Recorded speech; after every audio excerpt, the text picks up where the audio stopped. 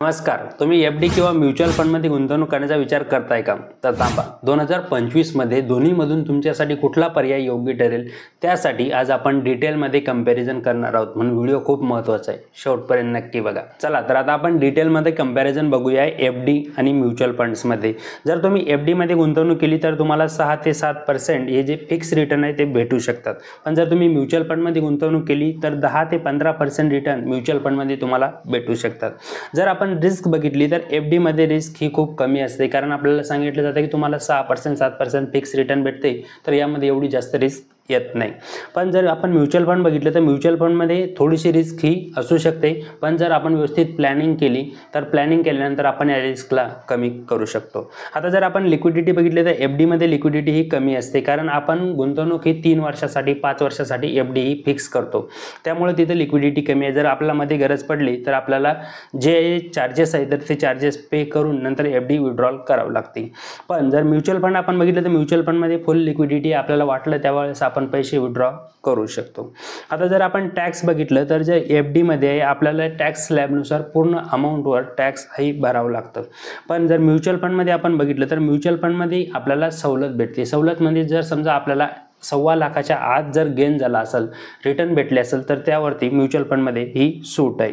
आता जर समजा आपण महागाईवर मात म्हणजे इन्फ्लेशनला बीट करते का एफ-डी, जर असं बघितलं तर एफ-डी ही इन्फ्लेशनला बीट करत नाही, कारण एफ-डीचे जे रिटर्न्स असतात नेहमी हे महागाईच्या आसपासच असतात. जेवढी महागाई वाढते त्याच्या आसपासच एफ-डीचे रिटर्न्स असतात, म्हणून महागाईवरती मात इन्फ्लेशनला बीट करू शकत नाही. पण जो म्युच्युअल फंड आहे ते इन्फ्लेशनला बीट करू शकते, कारण जेवढी महागाई वाढते त्यापेक्षा चांगले रिटर्न्स म्युच्युअल फंडमध्ये भेटू शकतात. जर आपण कालावधी बघितला, टाइम पिरियड बघितला तर एफ-डीचा जो टाइम पिरियड आहे तो कमी आहे, आणि म्युच्युअल फंडमध्ये आपण बघितलं तर आपण लॉंग टर्मसाठी सुद्धा गुंतवणूक करू शकतो किंवा शॉर्ट टर्मसाठी पण करू शकतो. दोन्ही ऑप्शन म्युच्युअल फंडमध्ये सुद्धा अवेलेबल आहे. आता जर तुम्हाला एफ-डीमध्ये गुंतवणूक करायची आहे तर तुम्हाला इथं कोणाचा सल्ला घेण्याची, मदत घेण्याची गरज आहे का? तर बिलकुल नाही. एफ-डीमध्ये कुठलीही तुम्हाला कोणाची मदत घेण्याची गरज नाही.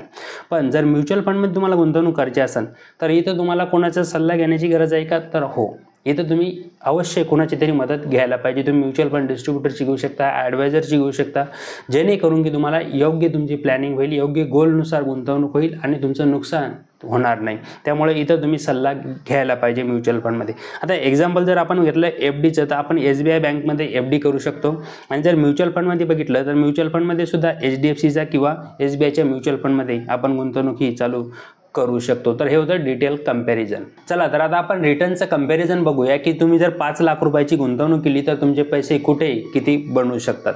तर एफ-डीमध्ये जर तुम्हाला 7% इंटरेस्ट रेट भेटला तर 5 वर्षामध्ये ते 7 लाख रुपये बनवू शकतात, 10 वर्षामध्ये ते 10 लाख रुपये बनवू शकतात, आणि 15 वर्षामध्ये 14 लाख रुपये बनवू शकतात.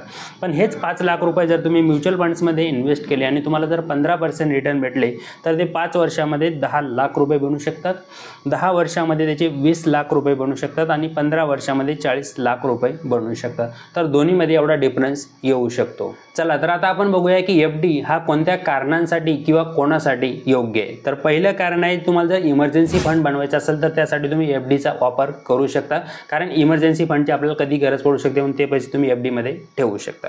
दुसरं कारण, जे पैसे ज्याची तुम्हाला 2-3 महिन्यामध्ये गरज पडणार आहे, ते काम जे आहे तुमच्यासाठी महत्त्वाचं आहे आणि त्याला तेवढे पैसे लागणारच आहे, तर ते पैसे सुद्धा तुम्ही एफ-डीमध्ये ठेवू शकता. किंवा तुमचं वय जे आहे ते 60 वर्ष आहे आणि तुम्हाला बिलकुल रिस्क घ्यायची नाही, तर तरीसुद्धा तुम्ही पैसे एफ-डीमध्ये ठेवू शकता. चौथं कारण, तुम्हाला जर फिक्स रिटर्न पाहिजे असेल, भलेही तुम्हाला रिटर्न कमी भेटले तरी चालेल, महागाईवरती मात नाही केली पैशांनी तरी चालेल, काही झालं तरी चालेल, पण तुम्हाला फिक्स रिटर्नच पाहिजे तर तुम्ही सुद्धा एफ-डीमध्ये पैसे ठेवू शकता. चला तर आता आपण बघूया म्युच्युअल फंड्स कोणासाठी किंवा कधी योग्य आहे. तर पहिलं कारण, तुमचं जे गोल आहे ते लॉंग टर्म असेल, 7 वर्षे 10 वर्षे 15 वर्षाचं गोल असेल, 15 वर्षानंतर तुम्हाला पैसे पाहिजे असेल तर तुमच्यासाठी म्युच्युअल फंड एकदम बेस्ट आहे. दुसरं कारण, तुम्हाला जर दर महिन्याला थोडी अमाऊंट गुंतवायची असेल आणि ती अमाऊंट तुम्ही SIP-द्वारे गुंतवू शकता आणि लॉंग टर्ममध्ये एक मोठी वेल्थ जनरेट करू शकता. जर तुमचं असं प्लॅनिंग असेल तर तुमच्यासाठी म्युच्युअल फंड बेस्ट आहे.